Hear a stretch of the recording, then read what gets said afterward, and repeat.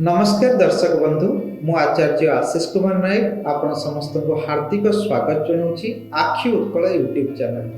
आज आम जाना कन्या राशि व्यक्ति विशेषों किपरि रहिबो वर्ष 2024।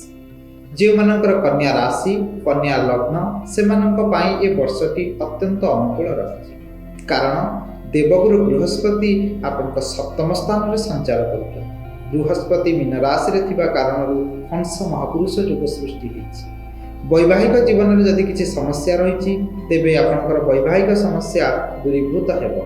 लग्न को बृहस्पति दृष्टि थिबा कारण स्वास्थ्य आपको अहेतुक उन्नति मिल। जो माने स्वास्थ्य पीड़ा अच्छा स्वास्थ्य संबंधित कौन समस्या अच्छा वर्षटी अनेक प्रतिकूल रिजल्ट आपको प्राप्त हो। तेणु ये वर्षटी को जदि आम विचार परिसर को नेबा शनिकर स्थिति षष्ठ स्थान में रही। त्रिक स्थान में शनिकर स्थिति रहिबा एते उपयुक्त हो न थाए, किंतु कंपटीशन क्षेत्र में आपको अनेक सफलता शनि भगवान प्रदान करिथा। तेणु शनिकर एक स्थिति आपणकर वर्ष आरंभ में आपणकर पंचम स्थान में रही। जो माने एजुकेशन में अच्छा शुभ रहिबो। वर्षर आरंभ में नूतन प्लानिंग किछि करि पारंती विद्यार्थी माने कौन से नूतन कार्य हाथ को नहीं पारंती एवं अनेक शुभ फल आपण प्राप्त करि पारंती। किंतु वर्षर मझी अनुसार किछि कष्ट आपको आसी पारे, काहेकि शनिकर ट्रांजिट बा गोचर आपणकर शनि आसी जाई पारंती आपणकर षष्ठ स्थान को, जो कि आपण को किसी समस्या देखा दे पारे। कारण षष्ठ स्थान में शनि अनेक क्षेत्र में समस्या को आनी था। बेले बेले आपण कौन सी कार्य बिना प्लानिंग रे मध्य करि पारंती। मिथुन लग्नर व्यक्ति विशेष अच्छी से प्रॉपर प्लानिंग रे आपण कार्य आरंभ करते। आपण जदि प्रॉपर प्लानिंग रे कार्यटी करेंगे आपनकर निश्चित भाव में सफलता आपको मिल। किंतु वर्षर आरंभ में अष्टम स्थान में राहु रही, द्वितीय स्थान में आपनकर केतु रही। तेणु अष्टमस्थ राहु बेले बेले दुर्घटना दे थांती। गाड़ी वाहन इत्यादि को आपण केयरफुली हैंडल करंतु, नचेत वर्षटी आपण किछि एक्सीडेंट मध्य आपनकर आसी पारे बा आपण किछि शारीरिक कष्ट रे पड़ी पारंती। राहु थिबा कारण आपण शारीरिक कष्ट बा कोनोसी रोग रे मध्य आपण पड़ी पारंती। उच्च स्थान रे पड़ी जाई पारंती किंबा कोनोसी रोड एक्सीडेंट ही पारे, एपरि किछि समस्या आसी पारे। किंतु सेथिपाई आपण निजको सबुबले कंट्रोल ले रखंतु, निज काम को सचेतनतार सहित करतु। यदि सचेतन होइकि आपण कार्य करूचंती तेबे निश्चित भाव में वर्षटी आपणकर मंगलदायी हो, शुभ फलदायी हो। यदि स्वास्थ्य क्षेत्र को विचार करबा कन्या राशि व्यक्ति विशेषक बुधंकर स्थिति मकर राशि रे रहिबो। बुधंकर स्थिति मकर राशि रे थिबा कारण आपनको अनेक शुभ फल प्राप्ति करने सहित जीवन में अनेक प्रकार सुविधा आपको प्रदान करे।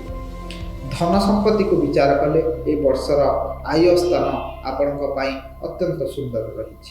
आय स्थान रे ग्रहंकर स्थिति भल रही एवं निजे देवगुरु बृहस्पति आपणकर सप्तम स्थान में रही एवं बृहस्पतिंकर हंस महापुरुष योग कारण आपण ये वर्षटी अनेक शुभ फल प्राप्त करने सहित आपण कौन नूतन जानवाहन क्रय करिपारंती एवं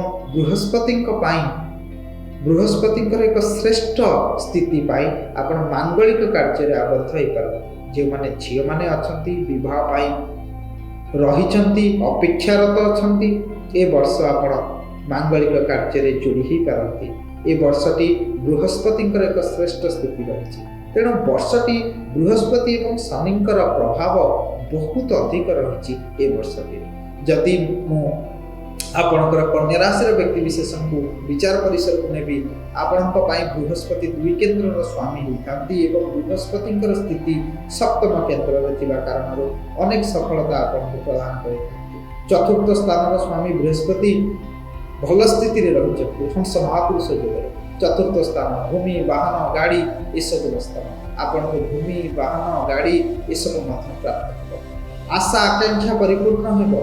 जहाँ आप आशा रखिंट मन में जो इच्छा रखिंट जो कल्पना कर अतीत किसी प्रचेष्टार फल एवं प्राप्त करेंगे। ମାଙ୍କ ସହିତ ସମ୍ବନ୍ଧ ବହୁତ ଭଲ ରହିବ। ଏ ବର୍ଷଟିରେ ମାଙ୍କର ଯଦି ସ୍ୱାସ୍ଥ୍ୟଗତ ସମସ୍ୟା ଅଛି ତାହା ମଧ୍ୟ ଦୂରୀଭୂତ ହୋଇଯିବ। ବୃହସ୍ପତିଙ୍କ ପ୍ରଭାବ ଅତି ସୁନ୍ଦର ରହିଛି ଏବଂ ଶନି ସ୍ୱରାଶି ସ୍ୱକ୍ଷେତ୍ରୀ ହେବା କାରଣରୁ ଆପଣ କୌଣସି ରିସର୍ଚ୍ଚ ଆଡ଼କୁ ମନ ରଖିପାରନ୍ତି। ଯେଉଁମାନେ ରିସର୍ଚ୍ଚର ଅଛନ୍ତି, ଯେଉଁମାନେ ନିଜର କର୍ମ କରୁଛନ୍ତି, କମ୍ପିଟିସନ୍ ପ୍ରତି ରୁଚି ରହିଛି ବା କମ୍ପିଟେଟିଭ୍ ଏକ୍ଜାମ୍ ଦେଉଛନ୍ତି, କ୍ରୀଡ଼ା କ୍ଷେତ୍ରରେ ଆଗକୁ ଯିବା ପାଇଁ ଚେଷ୍ଟା କରୁଛନ୍ତି, ତାଙ୍କୁ ମଧ୍ୟ ସଫଳତା ମିଳିବ। କ୍ରୀଡ଼ାବିତମାନଙ୍କୁ ବିଭିନ୍ନ ସ୍ଥାନରେ ସଫଳତା ମିଳିପାରେ। ତେଣୁ ଚତୁର୍ଥ ସ୍ଥାନର ସ୍ୱାମୀ ପଞ୍ଚମ ସ୍ଥାନକୁ ମଧ୍ୟ ଶନିଙ୍କର ପ୍ରଭାବ ଥିବା କାରଣରୁ ବର୍ଷର ଆରମ୍ଭରେ ଯେଉଁମାନେ ଇଲେକ୍ସନରେ କୌଣସି କାର୍ଯ୍ୟ କରିବା ପାଇଁ ଚାହୁଁଛନ୍ତି, ଜନପ୍ରତିନିଧି ହେବା ପାଇଁ ଚାହୁଁଛନ୍ତି ଏବଂ ନିଜର ଇଚ୍ଛା ରଖିଛନ୍ତି ସମାଜ ସେବା କ୍ଷେତ୍ରରେ ଏବଂ ଆପଣଙ୍କର ରାଶି କନ୍ୟା ରାଶି, ତେବେ ଆପଣଙ୍କୁ ମଧ୍ୟ ସଫଳତା ପ୍ରାପ୍ତ ହେବ। ଆପଣ ମଧ୍ୟ ଜଣେ ଭଲ ସୁଦକ୍ଷ ରାଜନେତା ଭାବରେ କାର୍ଯ୍ୟ କରିପାରନ୍ତି। ଏ ବର୍ଷଟି ଅନେକ ପରିବର୍ତ୍ତନର ବର୍ଷ ରହିବ। ଆପଣମାନଙ୍କ ପାଇଁ ଏ ବର୍ଷର ଆରମ୍ଭରୁ ଅନେକ ଉନ୍ନତି ପ୍ରଗତି ଆପଣଙ୍କର ଆରମ୍ଭ ହେବ। କିନ୍ତୁ କିଛି ଭାବିଚିନ୍ତି ଆପଣ ଖର୍ଚ୍ଚ କରନ୍ତୁ, ନଚେତ ଆପଣଙ୍କୁ ଅର୍ଥ ହାନିର ସମସ୍ୟା ମଧ୍ୟ ଆସିପାରେ। ବୃହସ୍ପତି ଅର୍ଥ ପ୍ରଦାନ କରିବେ, କିନ୍ତୁ କେତୁଙ୍କର ଦ୍ୱିତୀୟ ସ୍ଥାନରେ ଆପଣଙ୍କର ସଞ୍ଚାର ରହିଛି ବର୍ଷରେ। ତେଣୁ ଆପଣ କିଛି ଧନହାନିରେ ପଡ଼ିପାରନ୍ତି। ପରିବାରରେ କିଛି ମତ ପାର୍ଥକ୍ୟ ଦେଖା ଦେଇପାରେ। ପରିବାର ଆପଣଙ୍କୁ ଯେତିକି ସପୋର୍ଟ ଦେବା କଥା ସେତିକି ନ ଦେଇପାରେ, କାରଣ ଆପଣଙ୍କର ଦ୍ୱିତୀୟ ସ୍ଥାନରେ କେତୁ ରହୁଛନ୍ତି। ଆପଣଙ୍କର ବ୍ୟବହାରରେ ମଧ୍ୟ ମାର୍ଜିତତା ଆପଣ ରଖନ୍ତୁ। ଆପଣଙ୍କ ନୈତିକତା, ଆପଣଙ୍କ ଆଦର୍ଶକୁ ଆପଣ ଠିକ୍ ଭାବରେ ରଖନ୍ତୁ। ଯଦି ଆପଣ ନିଜର ବ୍ୟବହାରରେ ଉଗ୍ରତା ରଖିବେ, ତେବେ ଆପଣଙ୍କର ଏ ବର୍ଷରେ ଅନେକ କଷ୍ଟ ଆପଣ ପାଇବେ। ତେଣୁ କେତୁଙ୍କର ସଞ୍ଚାର ଦ୍ୱିତୀୟ ସ୍ଥାନରେ ସେତେ ଭଲ ହୋଇନଥାଏ, ଯେଉଁଥିରେ କି ଆପଣଙ୍କୁ କିଛି କଷ୍ଟ ଆସିପାରେ। ନିଜର ଫ୍ୟାମିଲିରୁ କିଛି କଷ୍ଟ ଆସିପାରେ, ଆପଣଙ୍କ ମାନସିକ କଷ୍ଟ କିଛି ଆସିପାରେ, ନିଜେ କୌଣସି ଦୁଃଖରେ ପଡ଼ିପାରନ୍ତି। କିନ୍ତୁ ଆପଣଙ୍କର ବୃହସ୍ପତିଙ୍କର ସଞ୍ଚାର ବହୁତ ଭଲ ରହିଥିବା କାରଣରୁ, କେନ୍ଦ୍ରଗତ ବୃହସ୍ପତି ହଂସ ମହାପୁରୁଷ ଯୋଗରେ ଥିବା କାରଣରୁ ଆପଣ ଆଶା ଠାରୁ ଅଧିକ ଶୁଭଫଳ ପ୍ରାପ୍ତ କରିବେ। ତେଣୁ ଯେଉଁମାନେ କୌଣସି ପ୍ରକାର କଷ୍ଟରେ ଅଛନ୍ତି, ଏ ବର୍ଷ ଆପଣଙ୍କର କଷ୍ଟ ଦୂର ହେବ। ଯେଉଁମାନେ ଲଭ୍ ରିଲେସନସିପ୍ରେ ଅଛନ୍ତି, ସେମାନଙ୍କ ପାଇଁ ଶନିଙ୍କର ସଞ୍ଚାର ବର୍ଷର ଆରମ୍ଭ ଅତ୍ୟନ୍ତ ସୁନ୍ଦର ରହିଛି। ଶନି ମକର ରାଶିରେ ଥିବା କାରଣରୁ ଆପଣଙ୍କ ଲଭ୍ ଲାଇଫ୍ରେ ଅନେକ ସୁଧାର ଆସିବ। ଆପଣଙ୍କର ଲଭ୍ ରିଲେସନ୍ ବହୁତ ଷ୍ଟ୍ରଙ୍ଗ ହେବ ଏବଂ ଏହି ରିଲେସନ୍ ଆପଣଙ୍କର ମ୍ୟାରେଜ୍ ଆଡ଼କୁ ମଧ୍ୟ ଗତି କରିପାରେ। ଯେଉଁମାନେ ଅନେକ ଦିନ ହେଲା କୌଣସି ପ୍ରେମ ସମ୍ବନ୍ଧରେ ଅଛନ୍ତି, ସେମାନଙ୍କର ବିବାହ ମଧ୍ୟ ଏ ବର୍ଷଟିରେ ହୋଇଯାଇପାରେ ଏବଂ ନିଶ୍ଚିତ ଏହାର ଏକ ସୁନ୍ଦର ଯୋଗ ରହିବ। ମଙ୍ଗଳଙ୍କର ସ୍ଥିତି ବର୍ଷ ଆରମ୍ଭରେ ଭାଗ୍ୟ ସ୍ଥାନରେ ରହିଛି। ବର୍ଷର ଆରମ୍ଭରେ ଆପଣଙ୍କର ଯେଉଁ କାର୍ଯ୍ୟ ବା ଯେଉଁ ପ୍ଲାନିଂ ଆପଣ କରିଛନ୍ତି ତାର ରେଜଲ୍ଟ ଆପଣ ନ ପାଇପାରନ୍ତି, କିନ୍ତୁ କିଛି ସମୟ ପରେ ଆପଣ ନିଶ୍ଚିତ ଭାବରେ ଦେଖିବେ ଆପଣ କରିଥିବା ପ୍ଲାନିଂ ଆପଣଙ୍କୁ ସଫଳତାର ଶୀର୍ଷକୁ ନେଇଯାଇଥାଏ ବା ସଫଳତାର ଶୀର୍ଷକୁ ଆପଣଙ୍କୁ ନେଇଯିବ। ତେଣୁ ଏ ବର୍ଷଟି ଅନେକ ଭାବରେ ଶୁଭଫଳ ଏବଂ ମଙ୍ଗଳମୟ ବର୍ଷ ହେବ।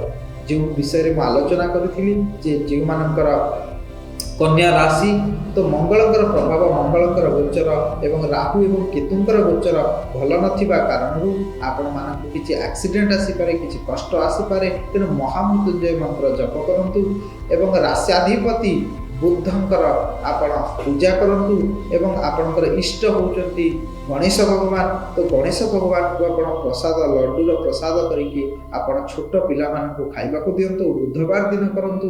ନିଶ୍ଚିତ ଆପଣଙ୍କର ଯେଉଁ କଷ୍ଟ, ଯେଉଁ ଦୁଃଖ, ଯେଉଁ ନୈରାଶ୍ୟ ରହିଛି ଜୀବନରେ, ତାହା ଆପଣଙ୍କର ଶୀଘ୍ର ଭାବରେ ଠିକ୍ ହୋଇଯିବ ଏବଂ ଆପଣ ଅନେକ ଶୁଭଫଳ ପ୍ରାପ୍ତ କରିବେ। ଏହି ବର୍ଷଟି ଆପଣଙ୍କର ଆନନ୍ଦଦାୟୀ ବର୍ଷ ହେଉ ଏବଂ ମଙ୍ଗଳମୟ ବର୍ଷ ହେଉ। এই ବର୍ଷଟିରେ ଆପଣ ଅନେକ ଯଶ, କୀର୍ତ୍ତି, ମାନ, ସମ୍ମାନ ଏବଂ ପ୍ରତିଷ୍ଠା ପ୍ରାପ୍ତ କରନ୍ତୁ। ଇଏ ମୋର ଜଗନ୍ନାଥଙ୍କ ପାଖରେ ପ୍ରାର୍ଥନା ରହୁଛି। ନମସ୍କାର।